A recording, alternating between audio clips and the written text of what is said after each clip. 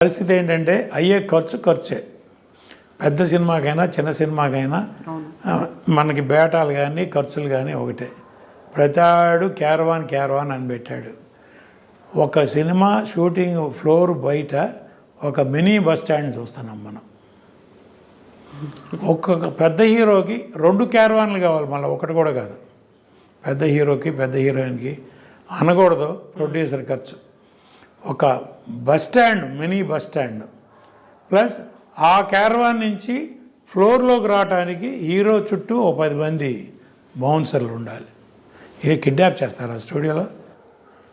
అది బంధానా లేకపోతే ఎచ్చులా ఏమని చెప్పాలి? అది ఎవరి సొమ్ము? ఎగ్జిబిటర్ దగ్గర నుంచి, సైకిల్ స్టాండ్ దగ్గర నుంచి, క్యాంటీన్ దగ్గర నుంచి ఎగ్జిబిటర్ దగ్గర నుంచి డిస్ట్రిబ్యూటర్ దగ్గర నుంచి ప్రొడ్యూసరు. మనం ఇంత ఖర్చు పెడుతున్నామే. నేను సినిమా తీసే రోజుల్లో విజయబాబు నాయుడు గారు ప్రొడ్యూసర్ కౌన్సిల్లో మాతో అందరం కలిసి మెంబర్లు అమ్మ, ఆఫీస్ బేరర్ అయిన విజయబాబు నాయుడు గారు అనేవారు, మనం వాళ్ళ సెట్లో ఒక కాఫీ ఎవరికన్నా ఇచ్చామంటే రేపు థియేటర్లో 4 టికెట్లు అమ్మాలి. ఆ లెక్కలలో పెట్టుకునేవాళ్ళు. అన్నీ పోయి ఆఖరికి ప్రొడ్యూసర్కి ఆ కాఫీ డబ్బు రావడానికి థియేటర్లో 4 టికెట్లు అమ్మితే కానీ మనకి ఈ కాఫీ డబ్బు రికవర్ అవ్వదు అనేవాడు. అట్లా క్యాలిక్యులేషన్ ఎవరికైనా ఉందా? వాళ్ళ క్యాలిక్యులేషన్ కాదు. అట్లీస్ట్ మనం ఎంతలో సినిమా తీస్తున్నాం, ఎంతకు అమ్ముతున్నాం, అమ్మలేదు కొనేవాళ్ళు లేడు, మనం రిలీజ్ చేస్తే సేఫ్గా ఉంటామా? అయితే ఈ అమ్మడానికి కూడా ఈ మధ్య కాలంలో వస్తున్నటువంటి విపరీతమైనటువంటి పబ్లిసిటీలు అనేది చూస్తున్నారు, లేకుంటే దానికి సంబంధించి ప్రీ రిలీజ్ ఫంక్షన్లు అనేవి జరుగుతున్నాయి. ట్రైలర్లు కావచ్చు, టీజర్ల రూపంలో అవుతున్నాయి కావచ్చు. వాటిలో ఉన్నాయే సినిమాలో ఉన్నాయి, అంతకుమించి సినిమా ఏమి ఉంటలా. టీజర్లో మీరు ఏం చూపిస్తున్నారో, ట్రైలర్లో ఏం చూపిస్తున్నారో అయ్యే మెయిన్ షాట్లు. సినిమా ఏం లేదు, అంత సీన్ లేదు. లేకపోతే ఇంత అడావుడు ఎందుకు? అంతకుముందు మనం 50 days function, 100 days function, silver Jubilee function చేసాం. ఇప్పుడు audio function, teaser function, trailer function అంతే. సినిమా రిలీజ్ అయినాక 2వ వారం ఫంక్షన్ చేయాలి. లక్కీగా మన సినిమా 2వ వారం పోస్టర్ పెడితే 2వ వారం ఫంక్షన్ చేయాలి, 100 రోజుల ఫంక్షన్ కాదు.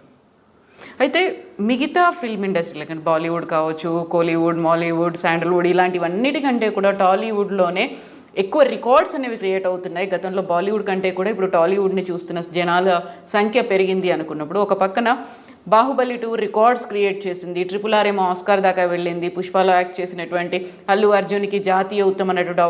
మిగతా వాటిలో కనిపించిందంతా మన దగ్గర కనిపిస్తుంది, రికార్డులు కనిపిస్తున్నాయి, అన్నీ కనిపిస్తున్నాయి. మన దగ్గర క్రియేటర్స్ ఉన్నారమ్మా. క్రియేటర్స్ వెనకాల పెద్ద బ్యానర్లు ఉన్నారు, పెట్టుబడి పెట్టే సినిమాలు ఉన్నాయి, కార్పొరేట్ కంపెనీలు ఉన్నారు, ఆ cinema houses like Ashwini Dutt గారు ఆ సినిమా చేయాలంటే ఇప్పుడు వాళ్ళ అల్లుడు డైరెక్టర్ అవ్వచ్చు, బట్ ఆయన ఒక డైరెక్టరే.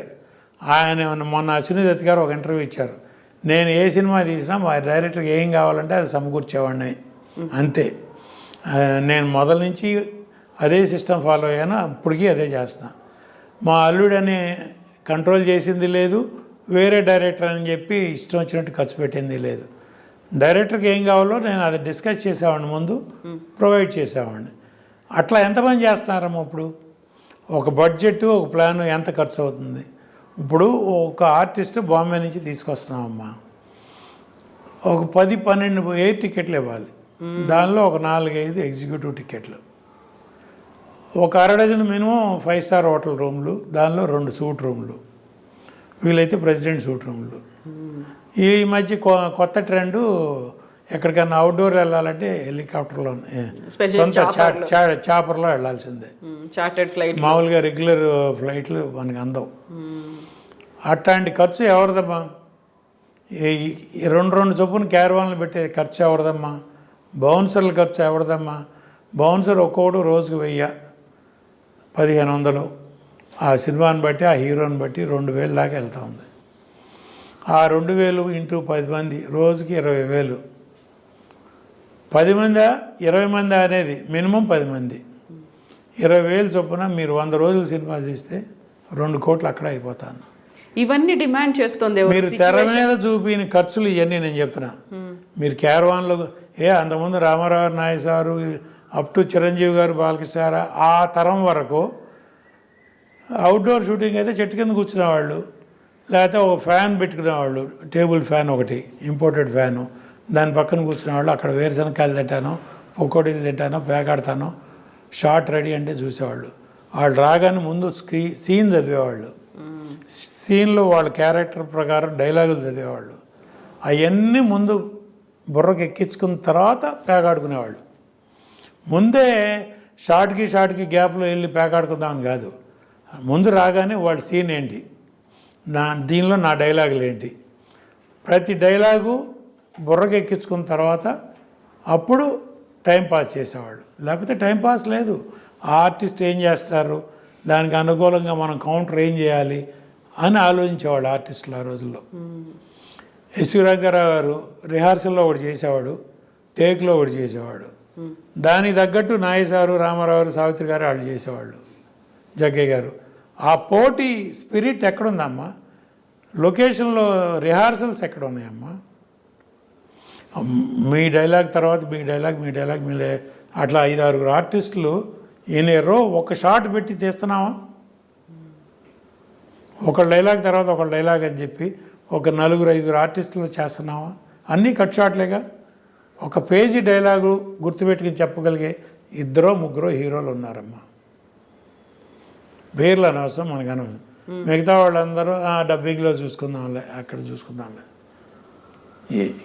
ఏంటి అయితే ఇప్పుడు క్యారవాన్లు కావచ్చు, లేకుంటే వాళ్ళకి ఇచ్చేటువంటి ఫెసిలిటీలు, బౌన్సర్లు, మిగతావన్నీ కూడా అక్కడ హీరో డిమాండ్ చేస్తున్నారా, సిచ్యువేషన్ డిమాండ్ చేస్తుందా, స్టోరీ డిమాండ్ చేస్తుందా, డైరెక్టరా, లేకపోతే మనకి ఇలాంటిదంతా హై సెటప్ ఉండాలి? ప్రొడక్షన్ ఎగ్జిక్యూటివ్ డిమాండ్ చేస్తున్నాడు.